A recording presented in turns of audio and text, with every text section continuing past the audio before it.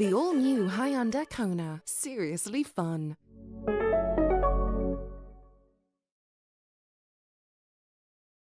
This is the iconic oven-baked cheesy crick snack you've always loved. And this, it's Cricks too. Can you spot the difference? No? That's because there isn't one. Cricks still has the same irresistible crunchy goodness, wrapped in a stylish new packet.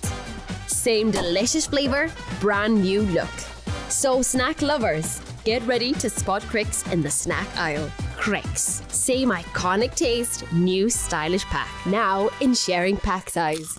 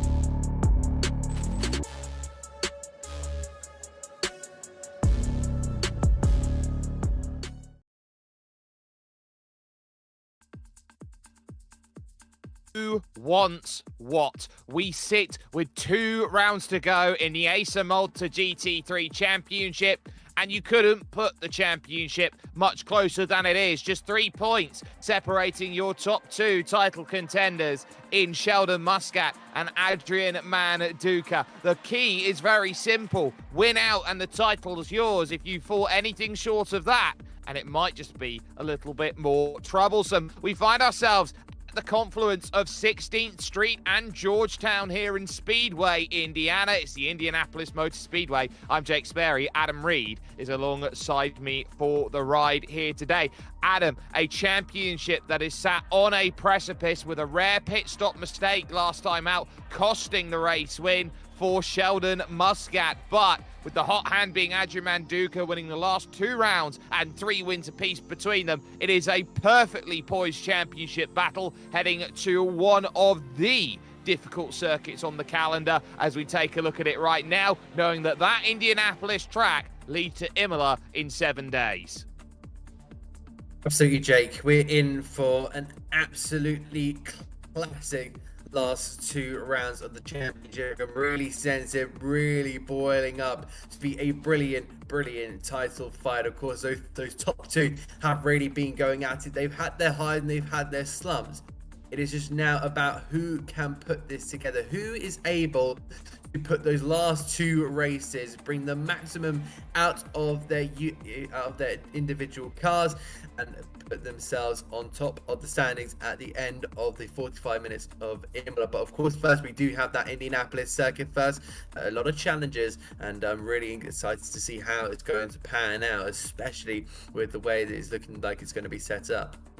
Well, I'm very much looking forward to it as much as you are here, Adam, in this show brought to you by Gaming Malta in collaboration with Hyundai, Intercom, Sunshine Snacks, Level Academy, and JCap. Let's talk a little bit more about what happened last time we were with you over at Suzuka. A margin of 5.7 seconds at the end of the day for Adrian Manduka, who could only find his way forward in the second half of the race, with Sheldon Muscat dominating the first half of proceedings. Ryan Carabot would be able to stave off the challenge of Aaron De Battista, whose spin took him out of contention, with John Agius 5th and Denzel Agius there in 6th position. So you got those drivers there. You had the likes of Samuel Mifsud and, of course, Jamie Smith, Darryl Martinelli just finishing ahead of Chris Gatt, making that pass in the final 2 laps, which leads to the championship standings, Adam, which are pretty close at this moment.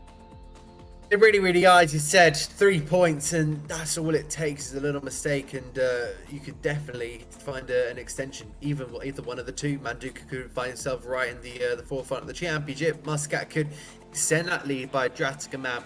I really think those 2 are going to be really gunning at it. I think De Baptiste is a little bit of no man's land at the moment in time. He's going to be looking to continue with his run and just see if he can stay in 3rd place. I think that's all he can really do in that McLaren 720S GT3. I think with Carabot really proving his worth. He's been so unlucky at the beginning of the season, but he really worked his way up in that Ferrari 296 GT3. I really think he might be on for a really good result. I think it will be difficult. We'll see how the early stages of qualifying, how everyone kind of adapts to the circuit. Of course, a mix of long straights and some tight corners as well. I definitely think this will really throw up some challenges, especially for some of the top guys. I think some of the middle guys as well. But I think for the main 2, our championship contenders will have to be nailing this circuit by the time they reach those final seconds of qualifying. Yeah, and those final seconds of qualifying are going to be mightily important when they've got 20 minutes to go out and set their representative time here around the Indianapolis Motor Speedway. We're going to be in for an absolute treat, and this is a circuit which, when you put it down on paper, has had many iterations over the years. Of course, this road circuit, its most recent update was for NASCAR racing when it came back here in 2016 for the Brickyard, but they've now got what is a little bit more of a quicker chicane that they run through now of 5 and 6. They've got that run, of course, onto the Holman Avenue, and then, of course, they're running that quasi-bike section there. You don't take that that IndyCar turn 1, for example. You get that 90-degree right, and then the hard left and right to end the lap. Absolutely, you're just looking at it and think this is going to be an interesting challenge. Usually, when the Intercontinental GT Challenge come here for their 8 hours in Indianapolis, you usually find the more heavier cars, the BMWs, the Mercedes, come out on top in that one. It is 1 to Mercedes, 1 to Audi, 3 for BMW in that one, but of course none of those cars are going to be on this grid. We've got the likes of Ferrari, as I say, we've got the likes of Ferrari, we've got the Bentley, we have got Ferraris and McLarens as well. So it's going to be really interesting to see how that dynamic is going to turn out. Knowing the previous winners from more real life, but of course now we go into the sim, it could be a whole lot different. Yeah, it certainly can be, and we are going to be looking forward to that. We're going to take one very quick break here, ladies and gentlemen, and when we come back, it'll be qualifying time from the Indianapolis Motor Speedway.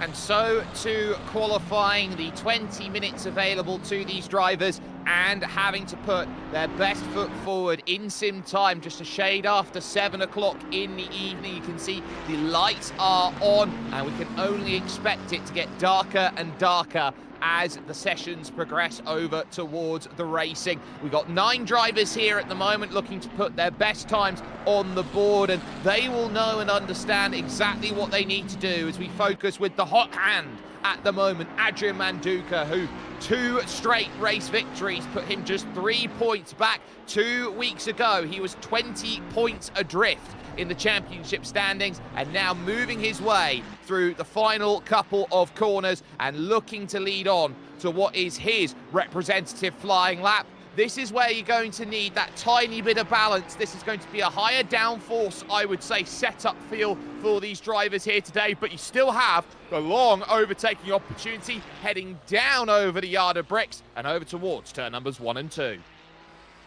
Yeah, absolutely right. I do think there could be potential dynamics with the aero. I think you may want to go a little bit more toward the high side, just so you can get the car turned in for the likes of the left side of the circuit. And of course, you've got those twisty sections. You see that big old bulge of turn 15 on your right-hand side. That is a real challenge to try and get right here. But we just follow Manduka at this moment in time to see if he can get used to the lap round the long left-hander, and he'll come back to the right here to just try and get the best exit possible. Of course, this part of the circuit hasn't been used for quite a while. We don't usually see that in the modern era of racing here at the Indianapolis Motor Speedway, but it does look like at this moment in time this is what the layout is going to be in use. And Manduka is just trying to get those inside laps for now, and then he'll be able to go on a few push laps here, and he's definitely going to be one to be looking out for pole position. He's taken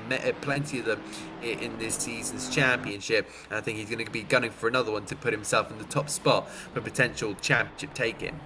Well, that's what he'll want. He'll want to try and get himself up there as much as possible. He will be aware of the fact that there is no Ryan Carabot at this moment in time, as Daryl Martinelli sets the pace on a 1:36.590, first time at the 296 over towards the line. Manduka, this will be a really good indication of what pace we'd be expecting. A 35.4 is 1.1 seconds clear of Martinelli's time, and Sheldon Muscat can only find second, which is bumped to third because Aaron DeBattista, who is still technically mathematically in the championship, but is very reliant on numbers to get himself back into position, and as such is a little bit too far back at the moment. He's looking to play gunner here for Sheldon Muscat over the course of this season. Being a quarter of a second clear is putting him in the right place. Absolutely. I think these two could potentially team up to try and make something happen. Of course, John Adges also a part of that esports team as well. You see the light blue into the orange gradient. Of course, same team, but this time he'll be using the Ford, which has gone pretty well in the last couple of rounds. I think Angelo's been really on a good roll of form, taking what seems to be 29 points in the last two rounds. So I think he's going to be on a little bit of form, and also taking his best finish as well last time around in Suzuka. So I think, sorry, it is John Adges at this moment in time. So yeah, Adges is going to be really looking for, to really hope he can make something happen here in that number 52 Ford. Yeah, being out by a second and a half at the moment, 0.2 of a second would be enough to move up to 5th position past Martinelli and Mifsud, as Martinelli has improved now to be just 1 second off the pace. These drivers will take a couple laps to get the tyres into a fully operational temperature. Of course, with a lot of the lower to medium speed corners, they're going to be looking around at that. Manduka has improved slightly over his time. Aaron DeBattista says, no, I'm going to break the 35 barrier and move 0.4 clear of everybody else in qualifying at the moment. So he's certainly finding what he needs. Here comes John Adges then over towards the line. We'll see what this is going to be as he crosses it, and that's good enough to be 4th fastest then, as he moves just a second off the pace of what DeBattista's McLaren is currently about to push. And there is the project of Hershio McLaren of Denzel Adges, which is fully a second and 0.003 off the pace as things currently stand. I think Adges is going to start maybe pushing that a little bit more, see if he can get into the rhythm. It's so hard getting a qualifying lap right in these GT3 cars, because it's not like a single seating where you can just point the car and it goes. You have to really roll it through the corners, and of course every single race car will have its own style of the way you drive it. Of course, from your Formula 1s to your Formula 2s, your Formula E's to GT cars, touring cars, they'll all have their different ways of driving that car. And of course, McLaren seems to be going pretty well around here. It's seemingly going well with Aaron DeBattista, that number 26, as you say, 0.4 of a second up at the top of the field. But Denzel Adges in that number 8 and 9 looks to be poised, maybe improve this time. I think that's what he's going to hope to do as he approaches these last couple of corners in that project of Hershio. Beautiful white, but black and cyan blue. He carries that car around the final corner. I think there may be a little bit of a lift there around the corner, around the course. I think, he didn't quite get to the exit wall there, and is that going to interrupt his time? Just a tad there, it seems like. Denzel Adges does go to 4th, but Adrian Manduka improves his time in the number 93 Ferrari to go 2nd place. I think that's also another improvement there from John Adges to go 3rd.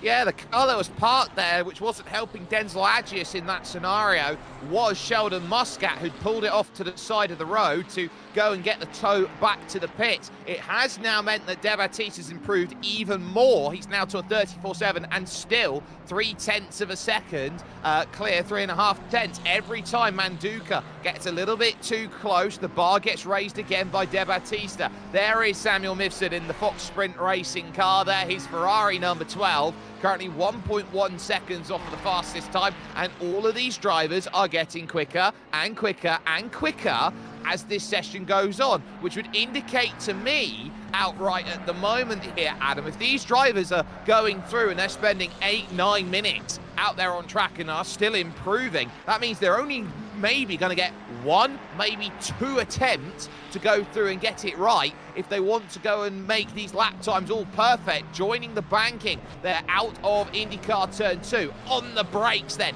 for turn 13 and leading to the long and very patient driving turn 14, leading to turn 15, where you're just knowing that the tyres want to scream out in agony and say, I don't want to do any more turning. Manduca's gone quicker still out there at the moment as Denzel Agius goes 4th fastest and Samuel Mifsud remains in P6. De Battista still your driver up there on the pole at the moment, but look at the difference now. It was 3.5 tenths, it's now a shade under 2.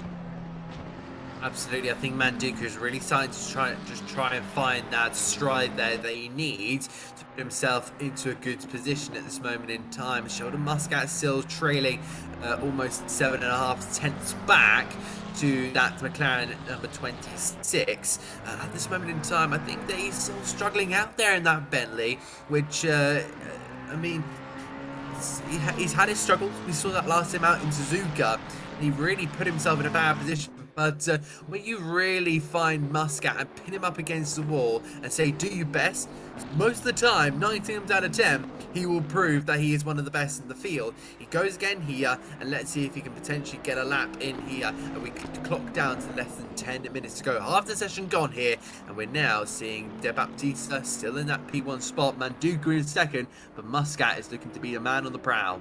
Well, he's got to get past both of the Agiuses, and the questions will start to ring out on how good is the Bentley around here and how much of it is the fact that Sheldon Muscat hasn't got into a rhythm over the course of his qualifying session yet. He had a couple of laps sighter and then had to pull it over to the side with what I can only describe as a mistake going through turn 14. That would be the only understanding. Now flicking through the chicane here in the middle of the sector here, trying to get as much drive as possible. It used to be 2 concurrent 180-degree right and left-handers. It's now a flick of a chicane and a 90-degree right that leads back onto that run on to the banking once again. And now this is where Sheldon Muscat's got to try and line up and say, what do I want? He goes a little aggressive into the corner, not taking the apex there on the inside to try and get uber aggressive with it. And as he's looking to try and get that pivot, that angle in for the final corner, he's just got to make sure he is planting the car down as much as he can. He's really using all of the circuit through that section of road, and over the line goes Sheldon Muscat. That's a little bit better, puts him 3rd fastest, but still 4 tenths off his own teammate. He'll look at that as quite stark. Absolutely, it'll be a nice marker for Sheldon Muscat. I think he'll continue to try and carry on with that trajectory. But yeah, 4 tenths off is not exactly ideal where he wants to be, but just having a look at that time, 8 minutes and 20 seconds left to go. There is still a potential to get another lap, get a cool down going, get into the pits, maybe do a setup, change of tyres I think will be necessary as well, then head back out for potentially a lap or 2. You'd want to preferably go for that 2 as well. So I think that he's going to just try and get this final lap in, then pull over and then head back to the pit lane. What about Chris Gatt here, down in P9 at this moment in time, still 3 seconds off, so he quite hasn't got to grips with that number 34 McLaren in its beautiful papaya and blue colours, very similar to the the Garage 59 car that they've been using all throughout the last season.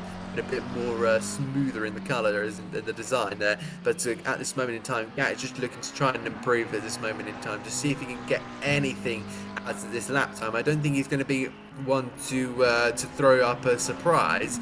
He is looking to just improve as time goes on, and I think that's what that's all he's going to need. Track time for him is going to be absolutely mandatory.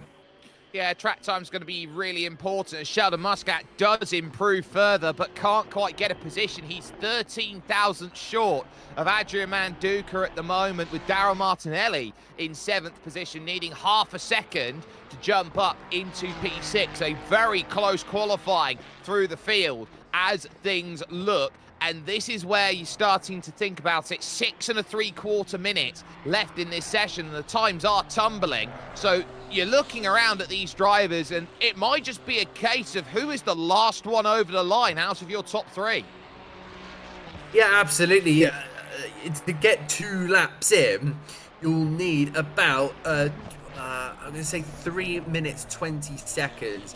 So there is still potentially time to get maybe a 3rd or a 4th lap. It depends on where you are at this moment in time, because there's not any drivers in the pit lane this moment in time. So I maybe think there's going to be some just trying to get that last lap in, making their way into the pits, or you could be what seems to be the number 26 of Aaron De Baptista, who I think is on an out lap at this moment in time. So about to start a flying lap. It looks like going off into the pit lane is Sheldon Muscat. I saw a stopped car at the top of the circuit, but at this moment in time, qualifying time's looking pretty close here, Jake. They are, and I think Sheldon's going for a little bit more of an aggressive strategy, feeling like he can't get more out of it on the 3rd lap or the 4th lap, but someone like Adrian Manduca is maybe using himself out there on circuit, trying to generate heat into the tyre to go and generate the laps that he believes that he can. At 5 minutes and 20 seconds remaining on the clock, he would love to dethrone Aaron De Baptista at the front, knowing that he'll have no help today except for the help of Denzel Agius, who has been running in the mid-pack for the majority of this season. So for Manduca at the front, he knows he's up against both De Baptista and Sheldon Muscat from Intercomp VMD Simsport. He knows he's got to step on the throttle and say, this is what I can do. To the yard of bricks he goes, and that time is a 35.3. So that's about 4/10 off of what he was looking to do. So that's nice and consistent, but consistency isn't going to improve things in qualifying. He's needing that time to really just build up the tyre temperature and making sure he's got enough grip out there to really make it happen. Aaron De Baptista piloting that McLaren, and he's making it look really, really nice out there. We saw how sensitive the car was at Suzuka a week ago, but as far as his qualifying goes, in fact, well, he just proves the point of how sensitive he is. He just pushes a little bit too wide heading onto Holman Avenue. Yeah, absolutely. I think that he's still just trying to get to grips with that car. He just seemed pretty comfortable, but there are some points in some circuits where he just doesn't quite feel the same. I feel like it differs sometimes, or he goes a bit wrong with the setup. The rear wants to snap out there, and more grass being kicked up from the rear, from the wheels of that McLaren as it heads his way through turn 2. And I think he's going to now stop the pit and calmly, but also get a little bit of rhythm for that final sector. There you go, completely slowing down just to get set up for this final potential run. 3 minutes 40 left on the clock. Let's see if we can get a lap together. Oh, less than 2:10 separating the top 3. Had to be careful there because he's got car 52 behind him, which is John Agius, who may have been on a flying lap, so he couldn't have impeded too much through that section, as John Agius now will take a wonderful tow along the straight to try and get what he wants. The important thing for Adrian Manduca is he'll see those two drivers in the sights, and as he's moved a slight bit quicker, so he's got about 100th quicker as Manduca, he is now starting to find that pace, and he is starting to find that element which he knows he can. At 3 minutes to go in qualifying, the curb's absolutely being battered there by, I believe, yes, that would be Chris Gatt getting out of the way and back into the pits. He's struggling to find improvements out there as he looked to try and get around the circuit, but as the light continues to fade here at Indianapolis Indianapolis Motor Speedway. It is going to be a duel between 3 drivers to see who is going to take that pole position, unless John Agius thinks that he's got something to deal with here at 0.6 of a second back. I would be surprised if the Ford Mustang can put its way up into the mix of that top 3. It would be amazing, but I can't quite. John Agius is still a little bit struggling out there. I think he also needs to just find a little bit more, and he's not quite had the same pace as those top 3 have had, but he's doing a good job of making the most of that Ford Mustang, which I think coming into the season led so many questions. It was a brand new car for this season as well. We didn't really know its strength, we didn't really know its weaknesses. Over the course of the season, it's been pushed to its limits, and it's gone fairly well. I think there's been some real eyeball moments from that car, and I think we've seen some of the good points of it. But I think we could potentially be seeing more. It may just be the squishy thing between the seat and the steering wheel. Well, it's a case of, can John Agius find a bit more out of the car? That's going to be the next question. Sheldon Muscat, though, here is trying to dial up a lap in the number 14 Bentley, and he is hoping that his qualifying time is going to be enough to get what he needs out there. He knows that he will get an extra lap after this, just with where he is out there on circuit. So if this one isn't the money lap, then he'll still have another one to go. And you can see the way he doesn't use all the circuit, and he throws it there through in at turn 11. Absolutely, he's really looking to try and just push that car as much as he possibly can. He has got those 210s to try and make up a little bit more, a bit of a why moment going into that one of those penultimate corners on this circuit. Through the left-hander, got to be so patient before getting back on the throttle. Lift it up a little bit here before pressing it back down onto the throttle, using as much of the exit as you possibly can. Get right up to that barrier. Where is Muscat going to go? He crossed the timing line. It's a 34.975, so 5 thousandths of a second off that time around of his best lap time. And there is Samuel Mifsud still in 6th place, less than a second off from De Baptista, but that top 3 is looking pretty close here still. Manduka in the pits as well. Yeah, he pulled it off over the turn 12 corner, so he obviously wasn't getting the time he wanted, realised he wasn't going to get around for another one, and pulled it into the pits. Samuel Mifsud then, as the checkered flag falls, here at Indianapolis Motor Speedway, he needs 0.2 of a second to move inside the top 5. As he makes the drive over towards the line, he crosses it and ultimately does not find what he wants there. 5.70, but not enough to get the improvement that he needed. Sheldon Muscat would love about 0.25 of a second. He would love to make it an Intercom VMD 1-2 over here at Indianapolis. It would be a huge statement for him if he'd be able to do that. And now as he rushes himself around turn 12, rejoins the oval banking and looks to hit the brakes as early as he can as he dives it in at turn 13, looking for the setup now through the long turn 14 and hoping that the grunt of the Bentley is going to bring him back. De Baptista won't improve. This is it for Sheldon Muscat. At the 11th hour, will he do it for a second straight week? He goes all the way to the pit wall and does not improve. De Baptista with the pole. Manduka will share the front row. Oh, it was a good effort there for Sheldon Muscat, but I think all his attention is now going to turn to the race. He pushed as much as he possibly can. Again, the eyes now turn to the race, and I really do think we're in for a very, very interesting turn 1. Of course, we do have De Baptista on pole for the Intercom VMD team, with, of course, Manduka alongside him, and with potentially a lot of pace up his sleeve. I think the cards are on the table. Who's going to flick over the right one, I think?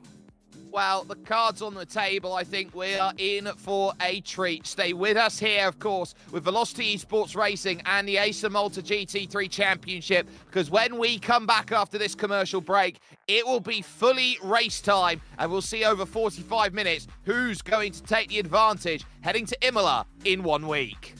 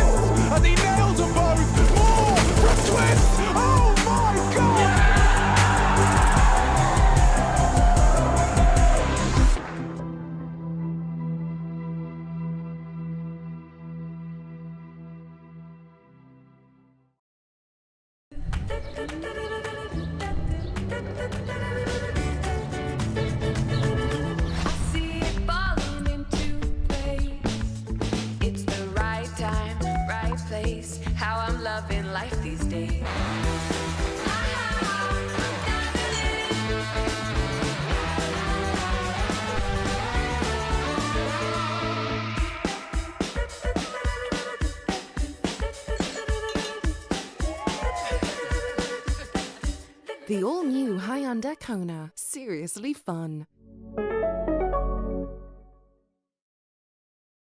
This is the iconic oven-baked cheesy crick snack you've always loved. And this, it's Cricks too. Can you spot the difference? No? That's because there isn't one. Cricks still has the same irresistible crunchy goodness, wrapped in a stylish new packet. Same delicious flavour, brand new look. So snack lovers, get ready to spot Cricks in the snack aisle. Cricks, same iconic taste, new stylish pack. Now in sharing pack size.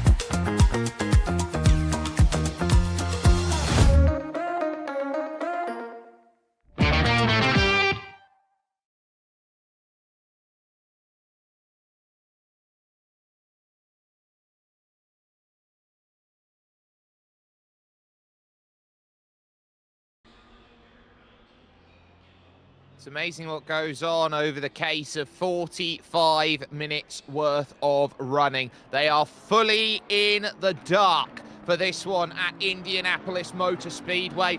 No lights to help them around the circuit. They are going to be on their own and needing as much help as they possibly can. Aaron De Battista on the front, his championship out of the reach for him, but with Manduka and Muscat behind, the important thing to note is that if Manduka can pick up second place and Sheldon Muscat third, the difference is going to be stark. It will be a 1-point championship lead for Manduka if they finish like this heading to Imola.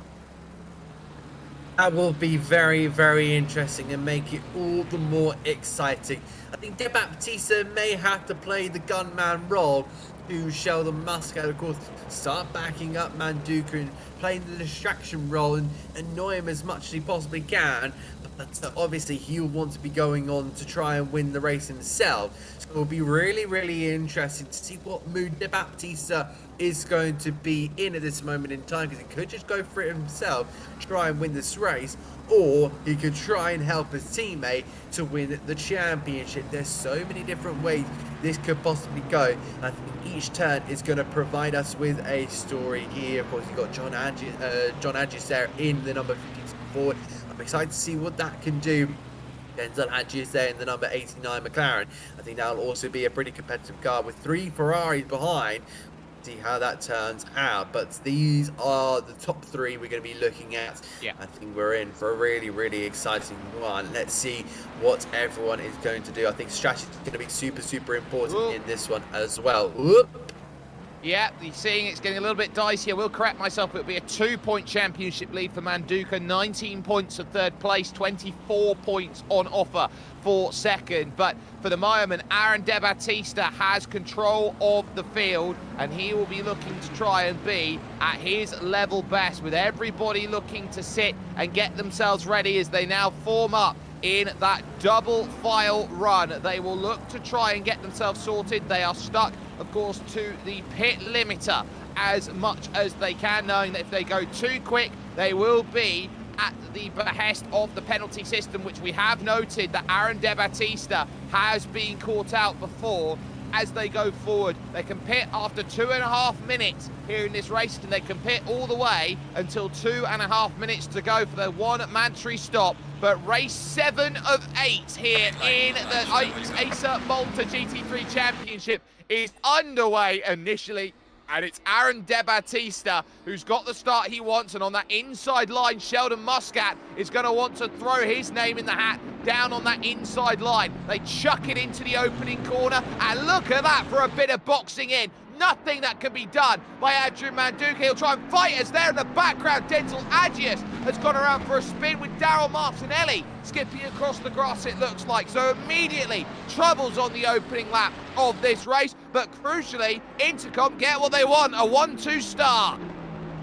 Absolutely, I thought that De Baptiste was defending it at first instant for so Muscat could not go down the inside, but then saw the box happening, a little bit of squeezing there, and that put Manduka under a lot of pressure, and now finds himself into third place. Is exactly what the Intercom VMD cars wanted. Now they've just got to work their way throughout this race, and I wonder if De Baptiste will look to be getting out the way. It will be super interesting to see how he'll play this race. I think the cars will be laid down within the first 5 minutes, maybe even 10 if he wants to kind of extend that and lure Manduka into a false sense of security. But that McLaren is really working its way nicely throughout some of the corners. I think if he is going to let the Bentley by, he has got to do it in a good place where Manduka is nowhere near, to avoid an interlink here. But at this moment in time, he is starting to pull out a bit of a gap there, 0.5 of a second. We cross for the first lap done. Yep, so half a second then through the initial stages is important, but by no means is that a clear getaway. You could see Sheldon Muscat pulled right up to the back there of the McLaren of Aaron De Baptiste, and you do have to wonder in a situation like this, especially when we get to later on in the race, whether Sheldon Muscat will get preferential treatment at VMD Intercom SimSport to move into the race lead, and will they be able to, if Adrian Manduka stays on the back, make that change in a way that is beneficial so that Manduka cannot find a way by. It will be very much a strategic big brain here from Intercom. They're going to have to really play this to perfection. Also, look at John Agius. He's really trying to himself in the perfect position to just play his cards right as well. He could be potentially wants to become a threat. Was that a bit of a wide moment there for Manduka? He can't afford those moments too many times. And at this moment in time, I wonder if he's dropping off the back a little. I think at this moment, everyone's just trying to find their rhythm around this circuit. It's a difficult circuit to get around, but in the night, it's going to be an even bigger challenge. Yeah, and the difference between driving in the day and driving at night, especially at a circuit like this where there isn't much lighting around and available for these drivers, they are very reliant on their headlights and where they can go and pick up a little bit of something here and a little bit of something there. The markers that they would have used in the daytime, a little bit more difficult for them to go and use. So finding that reference point is going to be a little bit more difficult. As you can see, Manduka just chucks in a little bit deep there through the opening corner, has to really battle back there through turn 2 and in through towards 3 and 4 here in the infield section. It's now going to be about trying to just keep the lap steady, and every lap is going to be important with the steady runs that they are working with at this moment in time. Yeah, it doesn't seem like a bad vision at this moment in time. If we just still off with Manduka for a while, he can see both cars up ahead, but in the long vision, where a racing driver usually looks for, you can't see too much, and you're really relying on those late reactions to really put you in a good place. Of course, you will see those markers late. You'll see some of the apexes. There's more light seemingly on the left side of the circuit compared to the right side of the circuit. So yeah, at this moment in time, they're just trying to find their rhythm, find the way around this circuit in the night sky. But I wonder who is going to be that one to take it at the end of the race. But it's still a little bit too early to call for my liking. Well, you can see on the top of your screen that the pit window is now officially open. We normally see it as a half and half strategy, as the way that it normally works out for us. So we will soon see whether that will pay its dividends or not. So that's going to be worth keeping in the back of the mind, as your top 4 are currently clear. John Agius trying to hold on there in that 4th position. Denzel Agius, by the way, his recovery, he's through on Chris Gatt. He's got a long way to go to the second group of Samuel Mister, Jamie Smith and Daryl Martinelli, who are all together split by a couple of seconds. Martinelli pushing in through turn 1. 1 and heading towards turn number 3 now and turn 4. So he had that issue, of course, right at the very beginning of the race that made him tiptoe off the circuit. He was able to gather it back up and continue going again, but at this stage, Martinelli, last thing he wanted was to tangle on the opening lap. Yeah, it's not ideal whatsoever. I think it's a little bit more difficult, especially when you get thrown into a night sky and you can't see much. It does get that little bit more difficult. They would have been a little bit prepared for it, but sometimes it's a bit more difficult when you find out you're sitting on the grid. It was a good pass as well, but I just wanted to kind of continue on the visionary around the circuit. But as I say, it's very, very difficult to do so. But Martinelli now at 7th. Let's see if he can continue to push on. Well, that's what he'll be trying to do. How quickly can you push? And Manduka here's maybe trying to pick a pocket out of turn 15. He won't get close enough, but he's got the long front stretch with Devatista at a second at the last sector checkpoint.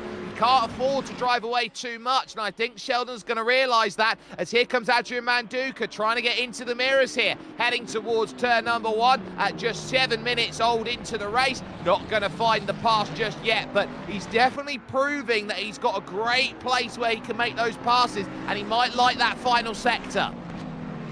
It looks to be that he kind of prefers a bit of wide moment there for Muscat. So at this moment in time, he's still not quite fully comfortable in that Bentley. I think De Baptista went a bit wide as well. So I wonder if the VMD Intercom drivers are now starting to make a few mistakes a little bit early in the race. But I think Manduka is managing himself really, really well, taking a little bit wide corner there. He's going to have a look on the inside, try and get Muscat looking in those mirrors, maybe get him out braking himself. That could be a potential overtake as well, but he's just going to sit in behind for now. He doesn't need to make the overtake at this early stage.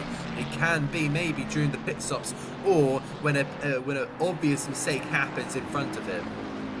Yeah, that's what he's looking for. One small mistake out of Sheldon Muscat and he will try to pounce upon it. And that is what I think he is trying to get at this moment. They know that they're bringing John Agius along with them for the ride, who could definitely put himself into the championship picture here and maybe build a little bit of margins between Manduka and Muscat, depending on whether he can get himself involved and making those passes on board with the Ford Mustang as it makes its guttural roar down the front stretch over the yard of bricks and heading over towards the opening corner. So hitting the brakes, then looking to try and spot a braking marker. And you can see here how deep he throws it in and has to just try and gather it back up. It is very difficult to spot that braking marker into turn 1, especially when you've got to consider the factors that you're basically running through a channel as you head down that section.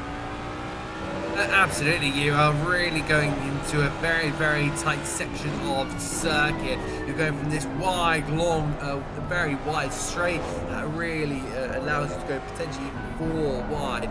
And then you really have to find yourself a braking point, and it just completely goes into too wide maybe at that moment in time, but you can just about fit 2 cars through there.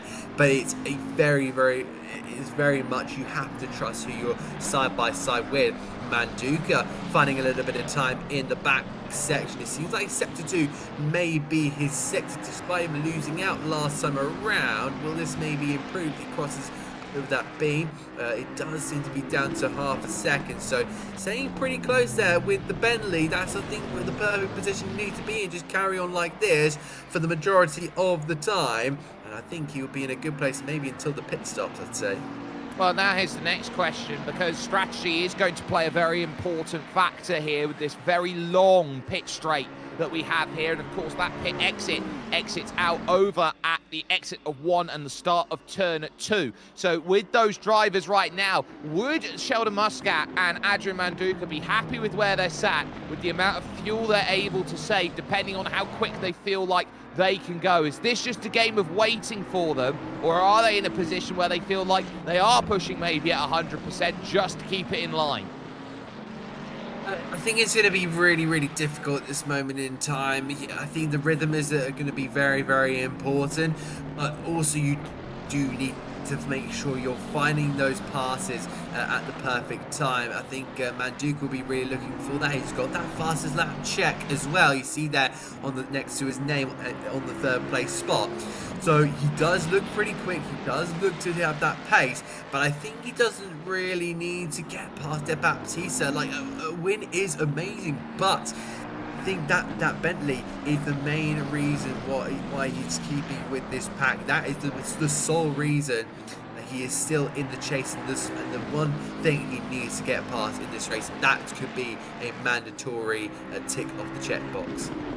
Well, they will know that if he can get by, that's important. He'll take a championship lead. He will know that at the moment, with Sheldon Muscat in second, Adrian Manduka in third, it's a 5-point swing in the championship. So instead of going in 3 points behind, he would go into the final race of the season at 8 points behind in the championship, which he can ill afford to do, because that would mean putting a car in between going through that section. Muscat, they're just clipping the wall actually going into the opening corner. He's got to be careful about how much he takes out of the opening corner here around the Indianapolis Motor Speedway. He is pushing hard at this moment, and you can tell why. 9/10 of a second at the line, the gap. They want to drop Adrian Manduka as quickly as they can. Absolutely, they'll be looking to just try and pull that gap. It's just been not safe because they can't risk. They just can't simply risk De Baptista falling down to third or potentially muscling his way through on the Bentley. So they've got to do it in a position where they are able to do it in a safe manner and maybe allow them some time. So that's why they're just trying to pull away. But Manduka just seems to be following in their tracks and just staying within that under a second bar. So where the danger starts to become apparent, and I wonder if Intercom VMD SimSport could throw in the idea of pitting Sheldon first. I think that you did talk about earlier, Jake, about Muscat getting that preferential treatment. He's got that fast lap as well. I think he could be potentially the first one in. It may be the wise choice for the number 14 for Intercom VMD. Well, he might decide that he wants to jump in first. It might be that he'll get that decision as and when he wants, as De Baptista sets the fastest lap of the race over that last haul through. So an important moment in the race for him out there in front. And this will be as much for Aaron De Baptista about proving that he's got pace, proving that he should have been closer in the championship fight, because De Baptista has run a mistake-filled campaign which has cost him the opportunity to battle at the big table. I think you're right, he has made a few mistakes, and it's been unfortunate because De Baptista has got a really good run in this championship, but there have just been moments where it's not quite been right for him. He's made that mistake here or there, and I think that he'll be hoping that maybe to go to next season and this could be the same old story. De Baptista, Muscat and Manduka all fighting for the championship, but hopefully we'll go into the last round of the championship with them all still with a say to go. But of course that's going for next season. We're having to focus on this season, and right at this present moment they're still building gaps here and there. And I just want to kind of ask you, Jake, if you were Intercom SimSport, where would you potentially let Muscat through on De Baptista? Would it be a turn one thing? Would it be maybe at the end of one of the long straights, or would you put in that number 14 first? Well, it depends on whether they've got team orders or not. That's the first point, as Denzel Agius, I think, has just had an issue and has pulled his car into the pit, and I think that might be him out of the race. So Denzel Agius, I think, is out, and as such he is not really going to score, and that's going to be a lifeline for a number of drivers in this field, most notably John Agius, who's tried to break away in the championship. Samuel Mifsud and Daryl Martinelli will feel like now they'll be able to close. There is John Agius in fourth position. The gaps really have opened a little bit further back in this field. The gaps really quite stark. Agius unable to hold the pace of the top three, and as such he's now 4 seconds adrift of Adrian Manduka. Absolutely. It's not the most ideal place to be, but I think you can still just keep on the charge. Of course, we won't we won't get a safety car during this race. But what I think something that we can see is again that Ford being up in a really good spot. I think that has had a really good run over the last couple of races, and I just wonder if Agis it does have that potential to just keep it in fourth for now. He's got Samuel Mifsud in behind, currently sitting in sixth in the championship. So in fact, he'll be very much looking to stay ahead and potentially go past that number 12 Ferrari in the Drivers' Championship, but still be keeping with this top three. It's still the hot topic around this Indianapolis Motor Speedway circuit, and Manduka still just doing what he has to do, still just trying to hold on to the rear of that Bentley, because he knows that if the moment he lets go, there will be an opportunity for Muscat to get that move on De Baptista if team orders are in play, as you say. Well, that's just the question that has to be asked. If there are team orders, it does spell trouble for Adrian Manduka, and he's got to try and think about what the best course of action is at 28 minutes and 40 seconds remaining in this race. He knows that the earlier he goes into the pits, he will get an undercut on the tyres. The question, though, that he'll be asking about that, the tyres do need time to get up to temperature, especially in nighttime conditions. And on top of that as well, it's going to be about where he finds that cover. That gap just exploding out to a second here. The gap is about 0.2 of a second that he's lost. This is a critical moment in the race. If Manduka's gap falls outside of a second, I'd expect him to pit. Absolutely, especially if he signs a loop performance on the tyre, and there goes Muscat wide. The 14 has unfortunately unbroken himself, and Manduka slips on through. That's not what Intercom VMD Sim Sport want. They have now allowed that number 92 Ferrari to slip on by. Big moment in the championship. Well, that is an unforced error from Sheldon Muscat, who was feeling like we've got him where we want him, and then he let him off the hook, and he will dive into the pits, because absolutely after making a mistake, a little bit of time to reflect on it's going to be important. So Sheldon Muscat sets the wheels in motion. He'll be the first one into the pits, and that mistake at the end of the Holman Straight is one that might just define a season. Oh, it might do, very much so. It was very unexpected. We don't see those mistakes often from Sheldon Muscat. That was a big potential moment for the championship to change hands, and maybe Manduka could see himself leaving Indianapolis with one hand on the title. But still, at this moment in time, he'll have to make that pit stop, and he is still having to perform for Imola. Imola will not come easy. It will be a big challenge, but he has put his foot in front and potentially toward that trophy. He may lift over his head. It's all ifs and buts for now. Nothing will be confirmed until 7 days time. But as I say, big moment in that championship, and I think Manduka has only one thing to do, and that's react to that pit stop that just happened. Well, Jamie Smith is also down there in the pits. Muscat is only now leaving the pits. It just has that element to go of saying, well, Sheldon's going to have a long stop, and it's going to be a long hold for these drivers to get what they want out of this. And on cue, into the pits comes car number 93. Adrian Manduka is going to cover off the move by Sheldon Muscat. He won't mind too much. Muscat has just left the pits, which means this needs to be a very strong outlap from the Bentley.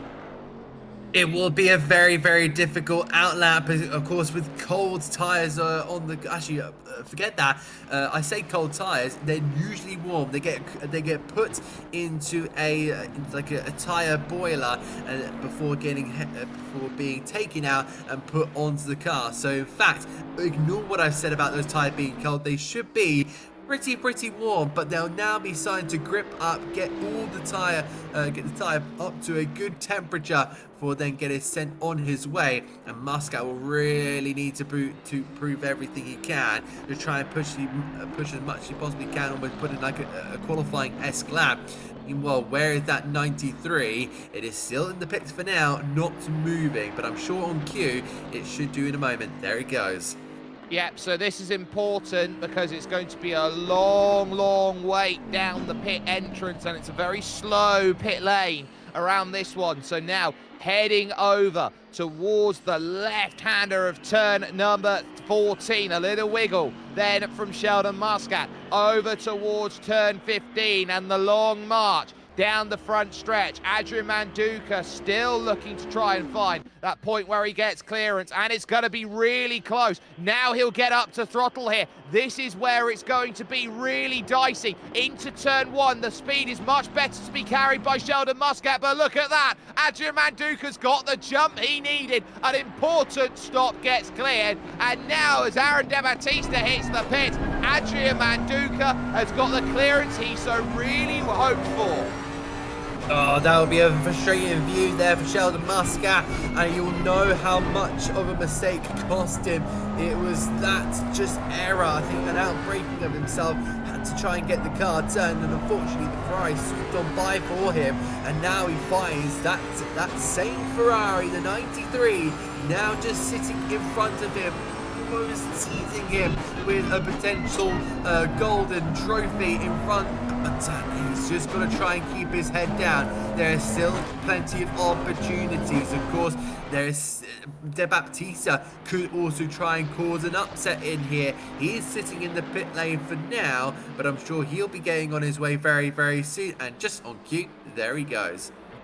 Yep, so you're getting that moment here of these drivers starting to take that long pit lane and get away. We've seen the likes of Martinelli, Smith, Muscat, Manduka, and now De Battista in the pits. John Agius now your race leader, Samuel Mifsud in second, and then you've got Chris Gatt, who is now going to be moving up into third position on the circuit. There is John Agius, who's dealing with lap traffic at the moment, which is interesting because that will be Daryl Martinelli, I believe, there, who is the lap traffic that he's trying to get by, because he knows he's trying to extend that stint long. And just looking at the exit of the pit lane, it looks like De Battista has still moved back out into the net race lead. So an important pit stop there. Aaron De Battista still ahead of the Ferrari.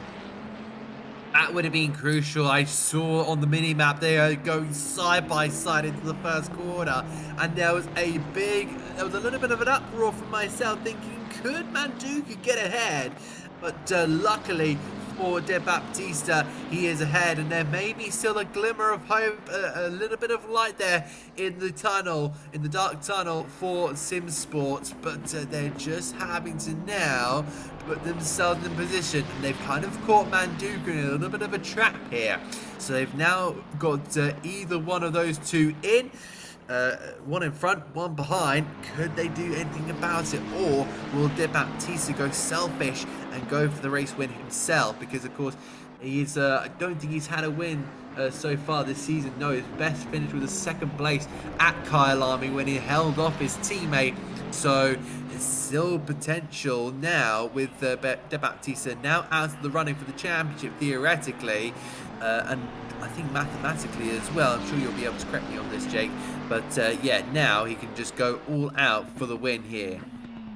Yeah, well, this is where going all out for the win is important, because look, you are 2 points in front in the championship.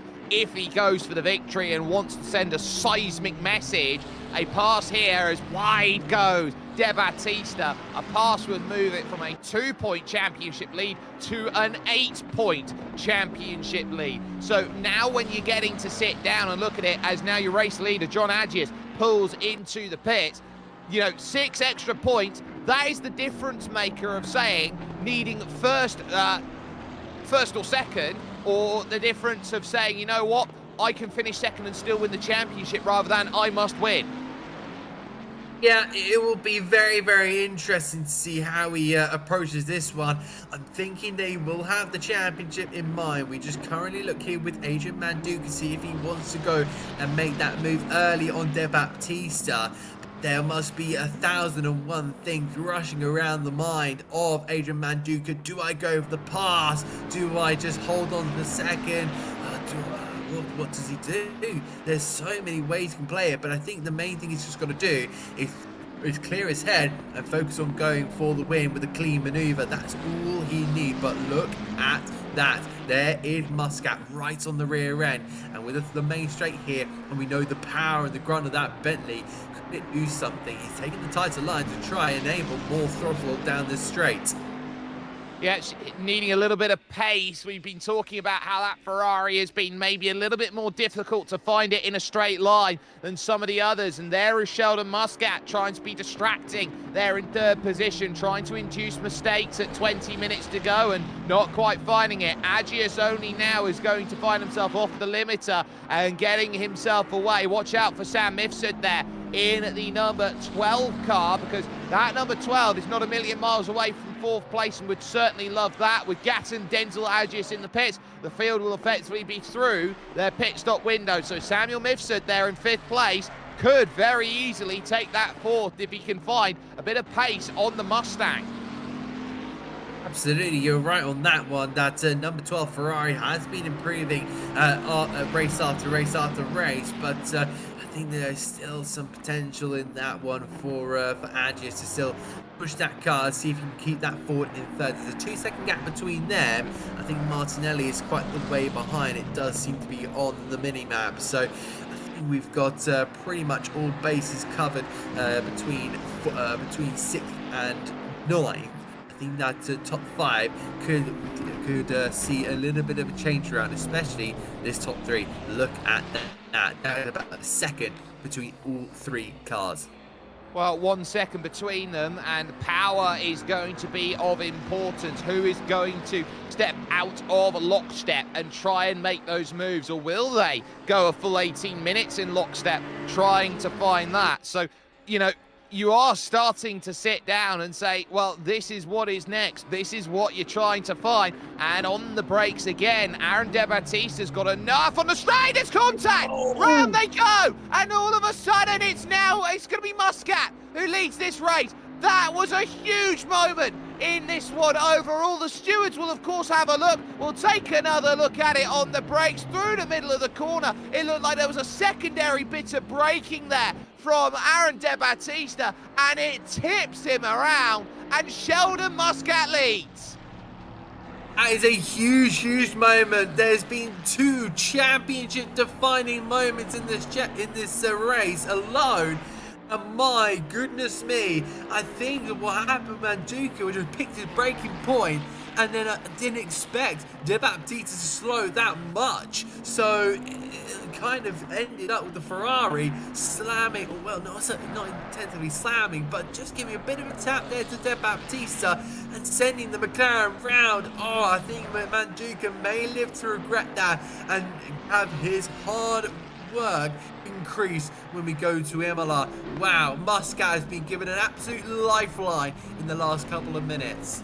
Well, it's 2 seconds the gap. It's not impossible to claw back here for Adrian Manduka. He hasn't lost too much, but he did definitely slow Manduka coming out of the corner to try and let the cars back through if there was going to be any way of redressing the position, whether it would be that De Baptista had a way forward. And you can see Slow on the inside. He's definitely going to redress that position there. So now that's definitely going to be De Baptista up to second and Manduka into third. So Manduka felt that he was wholly responsible for that, and he has allowed Aaron De Baptista back through into second place. So now the game has completely changed. A 3-point championship lead with a difference between first and third is 11 points. It would be a 14-point margin heading to Imola were it to finish like this. And I also saw Muscat a bit of a moment there coming into the rear of the car sliding around. I think maybe he's struggling himself, Muscat. He just didn't quite look one with the car during qualifying. He had to go through a lot of phases to get that car up to pace, and it looks like now in the race it's just not quite sticking with him. So now it's seeming like he will have to now just stay more on the relaxed side, just try and relax the mind. He knows that he's got 5.7 seconds to Aaron De Baptista, and of course Adrian Manduka a further 2 seconds behind there. Let's wait for it to update. Yeah, over 2 seconds now to the McLaren. This is huge for our champion, for our reigning champion. Well, for Adrian Manduka, he will look at this, and we were talking about how defining our moment's going to be. That bit of contact with Aaron De Baptista is huge, and look at the work that he will now have to do to try and pull back that gap, that 2 seconds that is there. He has done more and then some to try and give that gap and give that time. And Sheldon Muscat realizes that he has got himself that safety net, that margin that he has been looking for a very long time, and that margin he will look to continue with. Keep an eye out on that battle, 4th and 5th position. It's half a second at the moment between Samuel Mifsud and John Agius for the 4th and 5th places right now, as Muscat runs himself through turn 6 and over towards turn 7 out on circuit. But I do love the fact that we've still got some good battling here, and that is going to be really important to note, as De Baptista's got the burners on and Manduka dropping 2/10, and he's matching the times of Muscat. Oh, absolutely, that is going to be really, really important, I think, for De Baptista. I think he just wants to try and regain form, but Manduka just doesn't quite feel him, just doesn't quite feel like his old self. I knew that he was managing to stay on the pace with the leaders, but it's not quite winning pace, so I wonder if he's just having his struggles. You see there, Muscat going a little bit wide. He's having his own struggle, and that gap is really, really dropping. So it will be a very, very interesting finish to this one. 4.8 the gap now, but yeah, Manduka just seems to be dropping that little bit ever so slightly, and I don't think he's going to be able to maybe catch De Baptista by the end of the race. Well, Aaron De Baptista is flying at the moment. We know he's got the purple check mark next to his name, and over that lap he's taken about half a second out of Sheldon Muscat here. So this is a really important phase of this race. Manduka now is pushing, and he maybe now started to push too hard as he runs wide out at turn 2 and skips over the grass with the right hand side tyres. So Adrian Manduka here, I think, starting to force the issue, because he realizes that he's going to need help from those around. 14 championship points. That is going to be needing Sheldon Muscat back in P4 at least, Manduka to win the race, and then De Baptista and Carabot in the middle, and he can't rely on that. Yeah, absolutely, and also we've not got Ryan Carabot here tonight. He could have definitely played a part, but of course I'm sure he has other commitments to do, but hopefully we'll see him back for that final round, and I think that it will be a tall task for Manduka. Just that little mistake, and he needed to take advantage of that, but unfortunately a little bit of an error, and it's forced him into this position where he's now dropping back to almost 3 seconds behind Aaron De Baptista. De Baptista now closing to within 4 seconds of the Bentley. So with 11 minutes to go, 11 and a half minutes to go, yeah, it's going to be a very rough ride here for Adrian Manduka, having to kind of deal with what he's gone through, and it's so difficult to kind of get that out of your mind and focus on the race. But yeah, you've had multiple moments, championship costly moments in here, but yeah, you've just got to continue on and still think to yourself that there's still something to salvage in this race. Yeah, there is everything to salvage, but Manduka knows that now he is very reliant on a huge mistake from the drivers of the quality of De Baptista or Sheldon Muscat to make this manageable for the final round of the season.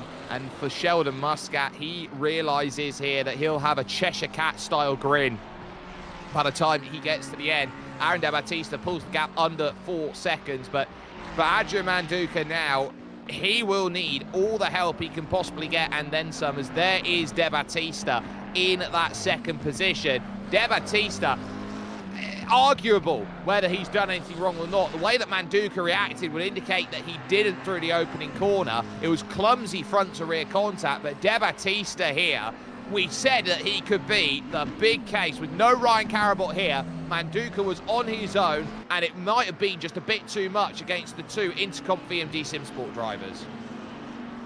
Yeah, I think that he's going to really live to regret, well, Manduka's going to live to regret that. I think De Baptista will be a little bit frustrated in himself that he could have gone for the win, but of course gets taken away from him by something that it was out of his control, very much so. I don't think you would have expected a Ferrari to try to unfortunately go up the rear end and spin him round. So I think he's just got to try and just latch on to his teammate, because his teammate himself is struggling. Muscat is still not quite with that car. He's getting past here Chris Gatt as well, who's now off onto the right hand side of the track. Of course, De Baptiste will have to negotiate that McLaren as well. So at this moment in time, he's still just got to push on. Still potential for the win here for De Baptista, but will he very much want to do that, especially with his teammate going for the championship? 14 points, as you say, Jake. Well, that is going to be almost a mountainous task for Manduka, and to make it a tad easier, I don't think that that's what SimSport Intercom VDM SimSport would want. Well, I think Aaron De Baptista knows that he would love to close that gap. He would love to prove that he's the quickest. He would love to go and make that happen, but he knows that he's got a role to play, and I think that he's just now trying to get past the lap traffic, show that he's got some pace to claw that gap back, because it was up at 6 seconds and it is going to be down now to about that 4. And I wonder here if Sheldon Muscat just doesn't have the pace on his own, or whether he's just managing his run over towards the end, not feeling like he needs to push with the margin that he's got. This is an important 8.5 minutes, and you tick them off here around, it's of course a minute 35's around here, so I would say that they're running to 5 or 6 laps to go. It will be interesting to see how Muscat is, because we've seen in a few noticeable shots there from our cameras in the game that he has been struggling. The rear has been not quite fixated to the track. It has had a few slides about it, so I think he just needs to take his time here. Muscat cannot be risking anything. If he has a spin or just go straight on, more likely a spin, and he could find himself facing the wrong way and having to rejoin behind his championship rival, and that will be a little bit of a silly thing to do. But you see there, De Baptista close to 2.7 seconds.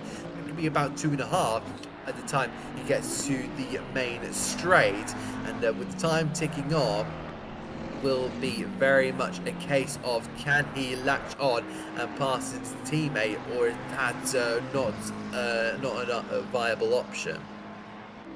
Well, that's the question, whether that can be arranged for De Baptista. I think that if there are no team orders, he is going to prove a challenge for Sheldon Muscat. If there are team orders, he will just sit behind Sheldon and realise that Sheldon is on course for his 4th race win of the season. He's got 4 seconds over Adrian Manduka, so there is definitely a lot of space. If they're thinking championship at Intercom VMD, I think that this is going to be a case of just sit back and watch, because Aaron De Baptista knows that there is not enough time at the pace that Manduka's going for him to claw anything back. No, I think Manduka is just having a little bit of a battle with himself. Of course, he must feel so guilty about what he's done, and of course, with the idea of its effect on the championship for him, made it a lot harder. I think he'll having to be sitting in that car with that fact, and also seeing De Baptista almost 5 seconds up the road. But away from that 5-second gap from Manduka to De Baptista, look at that gap now to Muscat, 1.8 seconds to the back of that Bentley. I think that could be a move on very, very soon. But again, you've got just under 6 minutes to do so. If that move is going to be made there for De Baptista, if it can be arranged with the team, I think that it'll be a nice win there for De Baptista. It'll be a worthy win as well, especially with that fastest lap as well, and the way he's managed himself from qualifying through the first lap of the race, of course, to the late stage. Oh, but it's gone off. Oh, that's not going to help if he's going to run off there at turn 13, just pushing a little bit too hard. try and chase back up the gap, and that's just going to start clawing its way back up again to about 2 seconds once more. So ultimately for Aaron De Battista, you can see how much Manduka's pushing here. 2.4 now the gap, he's lost a second from it, but Manduka at 4.4 seconds back. I think he's powerless at this point. I think he took a very, very interesting decision to go for the chivalrous route of redressing the position, saying, I'm going to win that back. But did he really want chances on with the stewards? That's going to be the point of questioning that will need to be asked for the long run. I think that Adrian Manduka may have let too much go in the course of his race that he can't go and get that back. Yeah, I think that was it was interesting to see how much he left off. Of course, the white flag was actually having to wave on the main straight. That means there is a slow car out on the circuit, and unfortunately for the Ferrari, it was him. So it will be, unfortunately, for Manduka. I'm using that word a lot, unfortunately, but that's just the way it's gone for the number 93 Ferrari.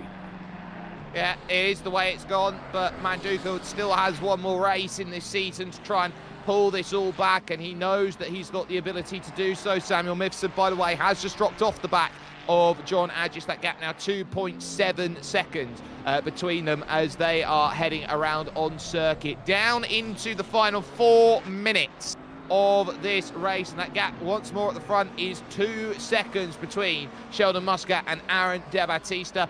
Adrian Manduka just realizes now that his season will hang on a thread at arguably the greatest race circuit in the world, which of course is Imola, and that is going to be a really, really good battle to keep in mind. 1.8 now over the line. There's still an option to push here for Aaron De Battista, and I think go for it. Absolutely go for it. You've really worked your way well all throughout qualifying, throughout that first stint, and of course up to the point where you lost the lead due to no fault of your own. Well, it is right to go for it, and I wonder if that gap is going to close down. 1.6 here, so I think he's going to go all guns blazing if he wants that win, because look at that, less than 3 minutes to go in this race, and I think that gap is very much one to chase down here. Yeah, and trying to chase that gap, I think, is going to be his idea of what I want at the end of this. Adrian Manduka, I think, is powerless to stop what happens at the front. He's hoping for an act of God from the 2 Intercom VMD Sim Sport drivers who are there at the very pointy end of this field. 1.4. We've seen stranger things happen there. That gap being clawed back might induce a little bit of unwanted pressure, some unnecessary pressure, some would say, on Sheldon Muscat. He wouldn't necessarily go and get that sorted. So he's now sat on what is a very important last stage with 2 laps to go. It's now 1.2. Absolutely, I really think that there is a big potential here. Muscat is very much known for dealing with pressure. He's dealt with pressure before.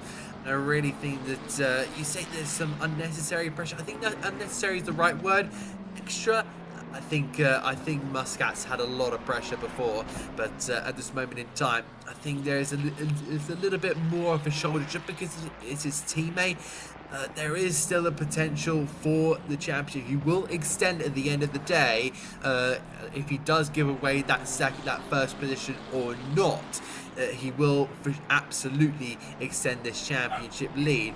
He still just currently sits with a second hand as he makes his way now in towards the chicane section. I wonder how much De Battista will gain.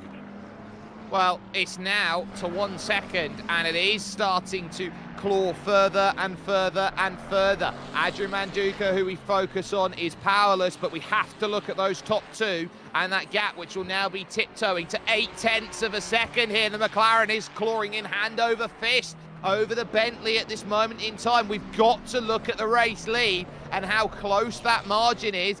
up at the top. Sheldon Muscat, your leader here, is struggling here at Indianapolis late, and Aaron De Battista here has pulled himself right up onto the back, and now as they cross the stripe with 1 lap to go, the yard of bricks, this is where Aaron De Battista realizes that he might just say, I'm going to make a statement. That statement is, I want to get that race win, because who doesn't? They're racing drivers at the end of the day. 7/10 of a second over the line, dancing through turn 3 and in towards turn 4. Now looking at the long haul through turn 5, the right-hander, and the 180-degree turn number 6 out on track. This fast left-hander, time has expired out there on circuit. Now it's just a race to the line through turn 7 and onto Holman Avenue for the final time here in this one. De Battista puts 2 tyres in the grass. It's 6/10 of a second now. There will be a chance to make the move at turn 13. The great chance here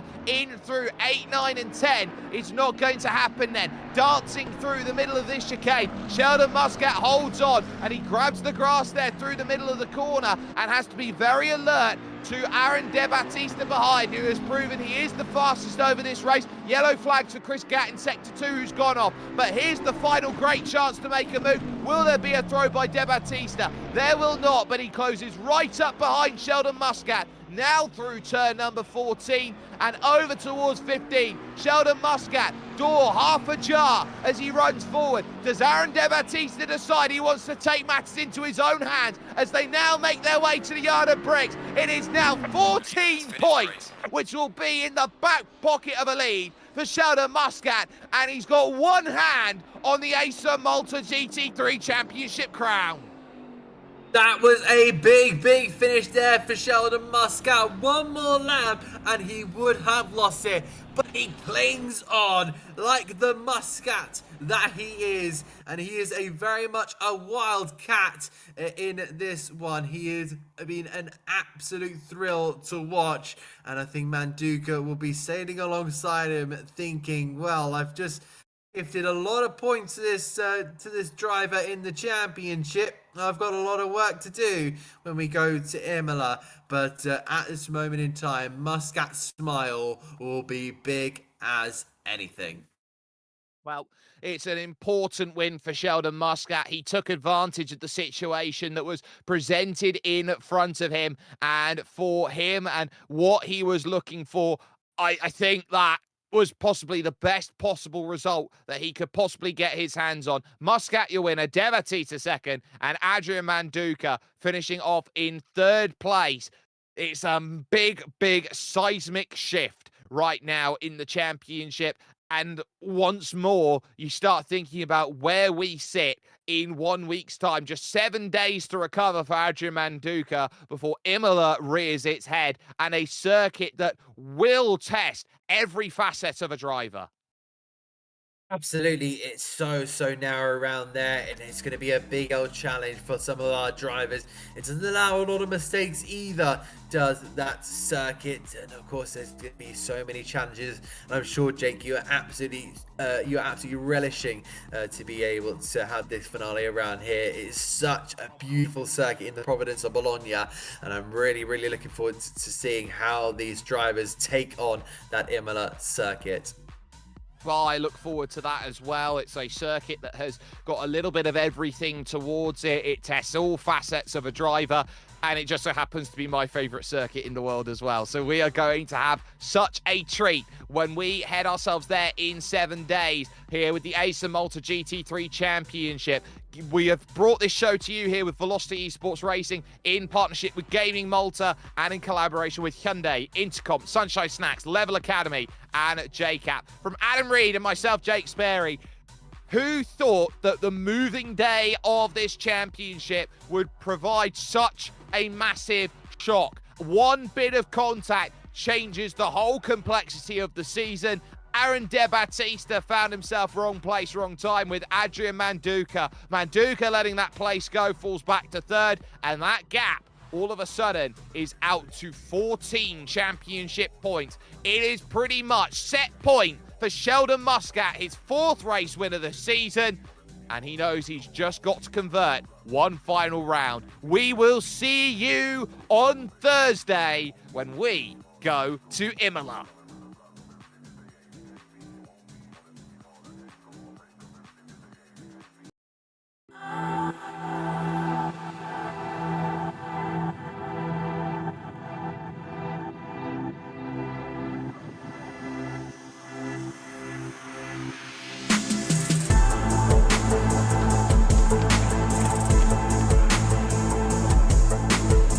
The pace. Oh, Molly! Oh, my God!